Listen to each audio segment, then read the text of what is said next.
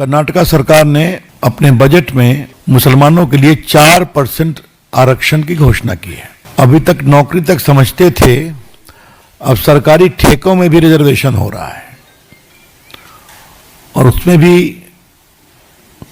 सीधा मुस्लिम्स के लिए 4%। कल देश ने शांति से होली मनाया। कर्नाटक की सरकार ने सरकारी ठेकों में मजहब के आधार पर रिजर्वेशन देने का निर्णय किया। यह अखबारों के फ्रंट पेज पे छपा। उसके बाद पॉलिटिकल पार्टियों ने प्रेस कॉन्फ्रेंस किया, इलेक्ट्रॉनिक मीडिया ने शाम को डिबेट किया, ट्विटर पे ट्रेंडिंग हुई। कांग्रेस की सरकार के इस प्रयास का विरोध किया गया। लेकिन सवाल यह है कि जो 4% सरकारी ठेकों में आरक्षण दिया था मजहब के आधार पे, क्या उसको कर्नाटक की सरकार ने वापस लिया? बिल्कुल नहीं लिया। इसके पहले भी सेकुलरिज्म के नाम पे मजहब के आधार पे रिजर्वेशन देने का प्रयास हो चुका है। मजहब के आधार पे लोन दिया जा रहा है। मजहब के आधार पे स्कूल कॉलेज चल रहे हैं। मजहब के आधार पे वजीफा दिया जा रहा है। कहते हैं भारत में संविधान है। भारत का संविधान बना था विभाजन के बाद। विभाजन हुआ था मजहब के आधार पे। संविधान निर्माताओं ने कहा था कि मजहब के आधार पे कुछ नहीं होगा, लेकिन मजहब के आधार पे सब कुछ चल रहा है। तो प्रश्न यह है कि चल कैसे रहा है? क्योंकि भारत के संविधान में मजहब के आधार पे मंत्रालय होना चाहिए, मजहब के आधार पे माइनॉरिटी कमीशन होना चाहिए, मजहब के आधार पे माइनॉरिटी फिल्म मिनिस्ट्री होनी चाहिए, मजहब के आधार पे लोन होना चाहिए, वजीफा होना चाहिए, सरकारी ठेकों में रिजर्वेशन होना चाहिए। ऐसा कहीं तो लिखा ही नहीं है। तो चल कैसे रहा है? चल ऐसे रहा है कि 1992 में कांग्रेस ने कानून बनाया था माइनॉरिटी कमीशन एक्ट। मैं पहले भी कई बार कह चुका हूं, बार बार फिर कह रहा हूं। कांग्रेस ने 50 से ज्यादा घटिया कानून बनाए हैं जो मुगलों से भी खतरनाक हैं, अंग्रेजों से भी खतरनाक है। जैसे डिवाइड एंड रूल के लिए अंग्रेजों ने कानून बनाए थे, वैसे ही डिवाइड एंड रूल के लिए कांग्रेस ने भी कानून बनाया। और कांग्रेस ने जो कानून बनाया वो अंग्रेजों से भी ज्यादा खतरनाक है। संविधान लागू है, संविधान का मतलब समान विधान। इसके बावजूद 1992 में माइनॉरिटी कमीशन एक्ट कांग्रेस ने बनाया। माइनॉरिटी कौन होगा डिफाइन नहीं किया। भारत के संविधान में आर्टिकल 29 में एक बार शब्द आया है माइनॉरिटी। उसमें यह कहा गया है कि देश के सभी नागरिकों को अपनी प्रथाओं को, अपनी भाषा को, अपनी संस्कृति को संरक्षित करने का अधिकार है। उसमें भी कुछ माइनॉरिटी कौन है कहीं लिखा नहीं है। आर्टिकल 30 में एक बार शब्द आया है माइनॉरिटी।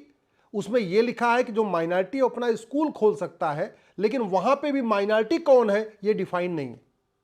तो न भारत के संविधान में माइनॉरिटी डिफाइन है, न माइनॉरिटी कमीशन एक्ट में माइनॉरिटी डिफाइन है जो 1992 में बना, न जो 2004 में माइनॉरिटी एजुकेशन एक्ट बना उसमें माइनॉरिटी डिफाइन है। इसके बावजूद अलीगढ़ यूनिवर्सिटी माइनॉरिटी यूनिवर्सिटी हो गई, जामिया यूनिवर्सिटी माइनॉरिटी यूनिवर्सिटी हो गई, माइनॉरिटी के नाम पे अपने इंजीनियरिंग कॉलेज खुल गए, माइनॉरिटी के लॉ कॉलेज खुल गए, माइनॉरिटी के जो है हॉस्पिटल खुल गए, माइनॉरिटी के स्कूल खुल गए, माइनॉरिटी की कोचिंग खुल गई, माइनॉरिटी का वजीफा खुल गया, माइनॉरिटी को लोन दिया जा रहा है, माइनॉरिटी को मुफ्त में मकान दिया जा रहा है, माइनॉरिटी को नौकरियों में रिजर्वेशन दिया जा रहा है, माइनॉरिटी को अब तो सरकारी ठेकों में भी रिजर्वेशन दिया जा रहा है। सब कुछ हो रहा है माइनॉरिटी के नाम पे, लेकिन माइनॉरिटी कौन होगा इसकी कोई ये कहीं लिखा ही नहीं। अब ये जब कर्नाटक का पूरा एपिसोड आया उसके बाद खूब हुआ। अखबारों में फ्रंट पेज पे खबर छपी, इलेक्ट्रॉनिक मीडिया में डिबेट हुई, प्रेस कॉन्फ्रेंस हुई, लेकिन कोई इस समस्या का अस्थायी समाधान नहीं बता रहा। अस्थायी समाधान है या तो आर्टिकल 29-30 से माइनॉरिटी शब्द हटा दिया जाए संविधान से, लेकिन चूंकि आर्टिकल 29-30 संविधान का मूल मतलब शुरुआत में लिखा हुआ है, तो इसको बदलने के लिए 2/3 बहुमत चाहिए लोकसभा में, 2/3 चाहिए राज्यसभा में। तो जो सबसे आसान तरीका क्या है कि माइनॉरिटी को डिफाइन कर दिया जाए। माइनॉरिटी को डिफाइन करने के लिए पार्लियामेंट में भी कुछ नहीं करना है, क्योंकि कांग्रेस ने जो 1992 में कानून बनाया उसमें माइनॉरिटी डिफाइन नहीं किया, बल्कि वो पावर सरकार के पास ले लिया। इसमें यह लिखा है कि माइनॉरिटी वो होगा जो केंद्र सरकार डिसाइड करेगा।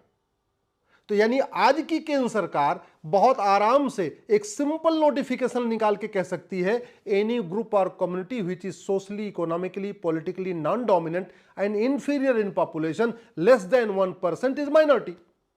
यानी वर्तमान सरकार सिंपल एक गजट निकाल के, उसके लिए पार्लियामेंट में बिल नहीं लाना, कुछ नहीं करना, सिंपल एक गजट निकालना है, एक नोटिफिकेशन निकालना है गृह मंत्रालय को कि जो भारत में 1% से कम है उसको ही हम माइनॉरिटी का दर्जा देंगे। तो स्वाभाविक सी बात है, पारसी माइनॉरिटी कहलाएंगे या यहूदी माइनॉरिटी कहलाएंगे, बहाई माइनॉरिटी कहलाएंगे, बाकी और कोई माइनॉरिटी तो कहलाएगा नहीं। तो कहते नहीं सांप भी मर जाएगा और लाठी भी नहीं टूटेगी। माइनॉरिटी मेजॉरिटी वाला चलता भी रहेगा मामला, और माइनॉरिटी में जो माइनॉरिटी के नाम पे जो गंदा खेल चल रहा है वो भी नहीं होगा। अब पूरा पूरा लाभ असली माइनॉरिटीज को भी मिलेगा। इसलिए मैं कह रहा हूं कि तू मैं करने से, आरोप प्रत्यारोप करने से, नूरा कुश्ती करने से, बतौलेबाजी करने से देश का भला नहीं होगा। कांग्रेस को कोसने से भी देश का भला नहीं होगा। देश का भला होगा कांग्रेस के द्वारा बनाए गए घटिया कानूनों को या तो खत्म करने से, या तो उनको बदलने से, या तो उनकी व्याख्या ठीक करने से। इस माइनॉरिटी कमीशन एक्ट को खत्म कर दे। सबसे पहला है कि संविधान से माइनॉरिटी शब्द हटा दिया जाए, लेकिन उसके लिए 2/3 बहुमत चाहिए। दूसरा, माइनॉरिटी कमीशन एक्ट खत्म कर दिया जाए, माइनॉरिटी एजुकेशन एक्ट खत्म कर दिया जाए, उसके लिए सिंपल मेजॉरिटी चाहिए लोकसभा राज्यसभा में। और ये भी नहीं करना है तो तीसरा काम सिंपल माइनॉरिटी को डिफाइन कर देना है। उसके लिए कोई न पार्लियामेंट में कोई बिल ही नहीं लाना है, गृह मंत्रालय के पास वो अधिकार है। सिंपल एक पन्ने का नोटिफिकेशन निकलेगा, उसको जो होम सेक्रेटरी उनके साइन हो जाएंगे और उसमें लिख दिया जाएगा कि जो समुदाय भारत में 1% से कम है वो माइनॉरिटी है, और जो 1% से ज़्यादा है वो माइनॉरिटी को उसको कोई लाभ नहीं मिलेगा। तो ये जो ठेका चल रहा है, एक रिजर्वेशन भी चल रहा है, तो कोचिंग भी चल रहा है, जो दुनिया भर के ड्रामे चल रहे हैं, ये सब अपने आप बंद हो जाएंगे। मेरा आपसे निवेदन है, इस वीडियो को अधिक से अधिक शेयर करिए और अपने अपने सांसदों और विधायकों से मिलकर उनको बताइए कि माइनॉरिटी को या तो खत्म करें, और नहीं खत्म करना चाहते हैं तो कम से कम माइनॉरिटी को डिफाइन करें। जो 1% से ज्यादा है उसका माइनॉरिटी का दर्जा खत्म होना चाहिए। तमाम आशंकाओं के बावजूद क्या उत्तर प्रदेश, क्या बिहार, क्या मध्य प्रदेश, क्या राजस्थान प्रेम और सौहार्द में होली मनी, और हिंदू और मुसलमानों ने एक नए एका का परिचय भी दिया, सद्भाव का परिचय दिया। और ठीक वैसे समय कम्युनल पॉलिटिक्स और वोट बैंक पॉलिटिक्स को एक नया आयाम दिया जा रहा है। बार बार हारने के बावजूद इनके हालत नहीं सुधरते। भाजपा की ओर से, हम भाजपा के राष्ट्रीय मंच की ओर से ये बहुत जिम्मेवारी के साथ कहना चाहते हैं, ये सब राहुल गांधी के इशारे पर हो रहा है। The BJP would like to emphasise categorically with some sense of responsibility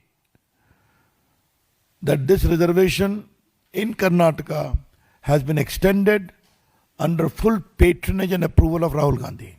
Mr. Siddhar Mahia does not have the courage, not the political capital to announce on its own. ये हम बताना चाहते हैं। तो ये जो वोट बैंक में competitive politics चल रही है, तो राहुल गांधी को लगता है मुझसे आगे बढ़े, लीड करे। ये बात मैंने जो बताई कर्नाटक के मामले में, छोटी छोटी बातें बड़ी बनती हैं। जो पुराने पत्रकार हैं उनको याद होगा, आजादी के आंदोलन में छोटी बातें उठती थी ना, हमें ये चाहिए, हमें अपनी यूनिवर्सिटी चाहिए, हमें अपना एजुकेशन चाहिए, हमें सेपरेट वोटिंग चाहिए। Ultimately led to what? Division of India. छोटी बातें इस तरह से बड़ी होती हैं। और जिस प्रकार से कांग्रेस पार्टी इस कॉम्पिटिटिव वोट बैंक पॉलिटिक्स में और मुस्लिम अपीसमेंट पॉलिटिक्स में रोज एक नया नया पैमाना बना रही है,